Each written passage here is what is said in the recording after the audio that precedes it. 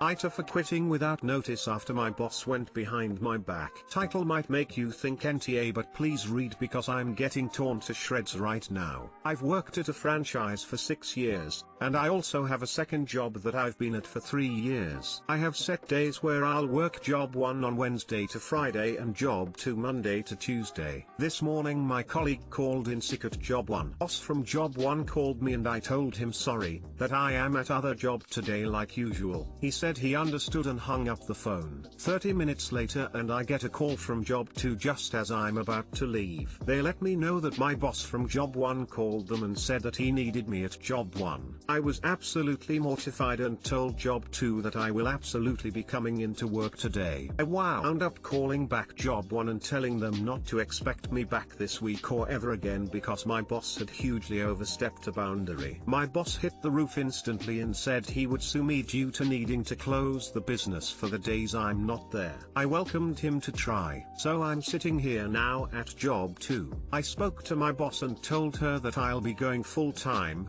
as they had been begging me to do so for the past year. My phone is blowing up from boss and colleagues at job 1 because I didn't give them notice, and now the business will suffer and my colleagues will miss out on money due to the store being closed. I feel bad about it, but I'm so angry and embarrassed after this morning.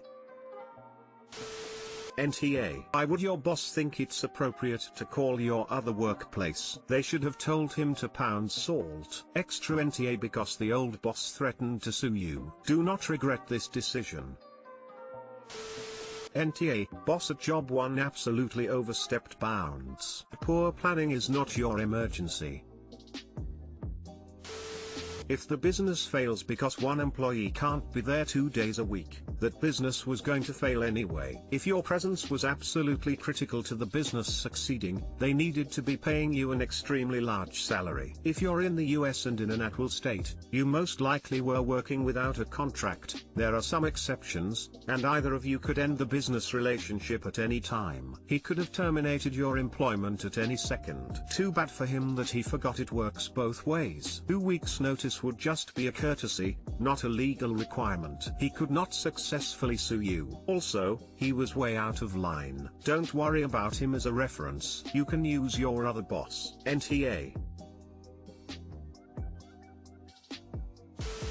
Wow. NTA. Job 1 is clearly toxic. I can't understand what's going on in your boss's head, or former colleagues there. You are not responsible for your co-workers. Your boss at one job has no right to interfere with your other job. That he or she has created a work environment that fosters this idea is kinda scary. Threatening you is an absolute last straw. For legal reasons you should save all correspondence including text messages and emails from that job. AITA? I locked my entire alley up. Last year I bought a house in my area. Really wonderful old red brick. When I was in the process of buying it, I discovered that the purchase also includes the entirety of the alley. I asked the realtor if this was true. They said yes. I went to the courthouse to double check and confirmed it. So I buy the house. I meet some of the neighbors and I made a joke about charging them rent to use my alley. They flipped out. I was not looking at starting a war, so I just kind of let it blow over. Then winter arrived and the neighbors started demanding I have the alley plowed every time it snowed, because I own the alley and I'm responsible for it. One of them told me they would sue me if they slipped and fell in the alley. I don't believe they were joking. I paid a friend $25 a month to plow the alley every time it shows to keep them happy. During this time I was also talking with some people at the courthouse. As soon as the snow started to melt in my area I got a hold of some local contractors and had them build a gate at the entrance of the alley that I keep locked. I've also posted trespass warning signs on the gate. It's all completely legal. I made sure of it before I did this. Now the neighbors are just livid. Basically everyone is calling me an asshole, including my family. One final note, I'm only here to settle a debate with my sister. Regardless if I'm an asshole or not, the alley isn't going to be opened up again. You don't threaten me with a good time. Edit. Alright, that's enough. I spent the last 10 hours responding to commenters. I'd like to thank everyone who privately messaged me so they don't get in trouble with the mods. I loved reading all of your nasty messages. For anyone who doesn't know any better, the alley has 2 garages that open to it. I would have figured most of you would realize an alley may have a garage. I guess not. I didn't intentionally leave that fact out, but after everyone started howling about it, I decided to wait until I was done here to edit the main post. I'll update if I ever get sued into oblivion. Lots of love. Did you check whether anyone had deeded right-of-way access to the lane? Just as you were surprised to learn that the alley was part of your property, your neighbor's properties could very well have access to the alley on their deed, and they might not even know it. Honestly, depending on how long ago this was all set up, you may still be responsible for maintenance and maintaining access for those who have a right to it. It's kind of a shit deal. If I was told I had to maintain it and be responsible for it while everyone else could use it, I'd be looking into ways of having it permanently removed.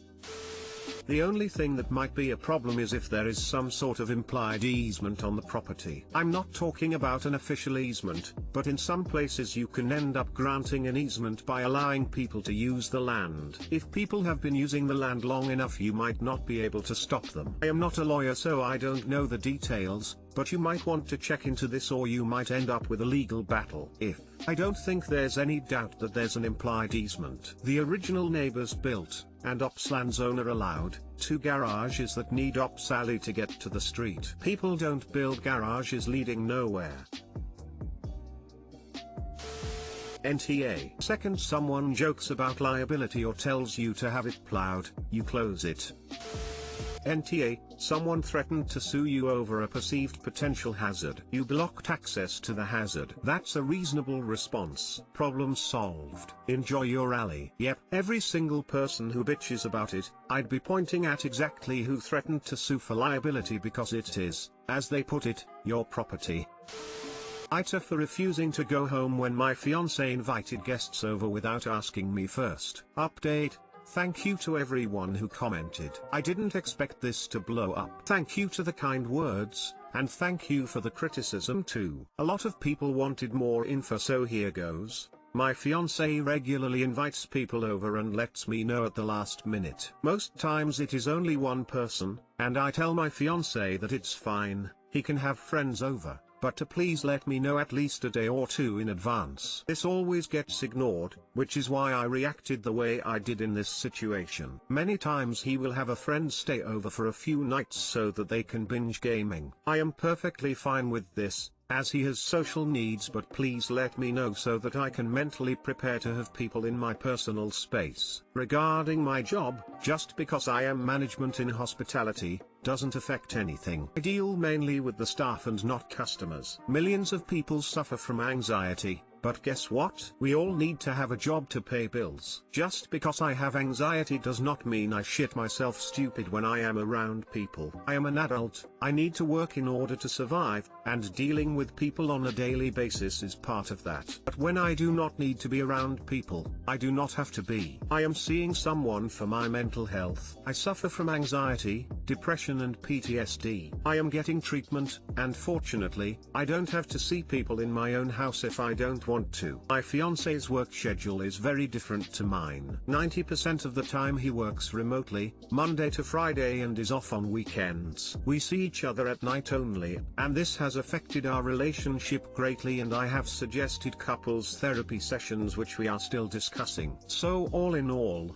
I know that I might have overreacted, but instead of going home and showing that I am in a shit mood due to piss poor communication from my fiance, I simply went somewhere else. Thank you to everyone. So as the title says, my 25F fiance 28M invited a friend over on Sunday to help set up his new gaming PC. The friend brought his wife and 2 young kids with after I was told only the friend would be there. I have severe social anxiety, but I work over weekends so I didn't have to see them. Halfway through the day, my fiance let me know that the whole family was there and that he had offered for them to stay the night. Please keep in mind that we have a small 2-bedroom house. house, and the second room is set up as an office. I am a gamer as well, and my PC is set up in the lounge, next to the couch, which is where the four of them would be sleeping. I was planning on playing that night until the early hours. This is where I might be ETA. I work 6 days a week, 12 hours each. This was on the night before my day off, so I was absolutely drained and couldn't stand the thought of having to deal with strangers in my house. I let my fiance know that I was not okay with this and to retract his offer, and that I would like them to be gone when I get home at around 7 p.m. He started going on about how we will all sit and have drinks and have fun, that I was overreacting and that he can't help but be nice and make the offer. I was getting more and more anxious that he was putting their feelings into consideration rather than what I feel I need after an extremely long and tough work week. I am upper management at a restaurant and it was month end and financial year end. I ended up going to his sister's house, who stays in the same complex as us, and stayed there until they left at around 9 p.m. after my fiance asked them to leave. When I got home,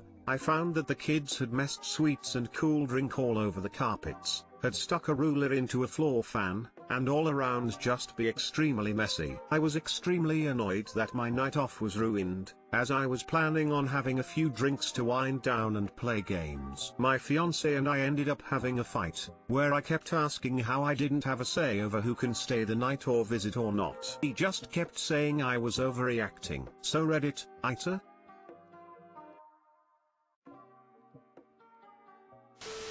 NTA. Shame on, 1/ your fiance for not caring about your physical and emotional needs after a long ass work week. 2. Your fiance for not caring about the logistical nightmare you would have to deal with by bringing in / hosting 2 extra adults and 2 toddlers. 3. Your fiance for not respecting the other legally, financially and physically responsible adult in the home to ask first. 4. Your fiance for not thinking about the logistics of hosting 2 toddlers for a full day and overnight. Kids are not pets nor props and have special and specific accommodations to make it safe, comfortable and entertaining for even a couple hours, let alone a full day and overnight. 5. On the friends who thought it was totally appropriate to bring their kiddos to your home without getting permission from both adults. 6. On the friends for putting their 2 kids in such a crap situation where they ended up getting so bored they got destructive. 7. Your fiance and the friends for letting the kids get destructive and then not cleaning up,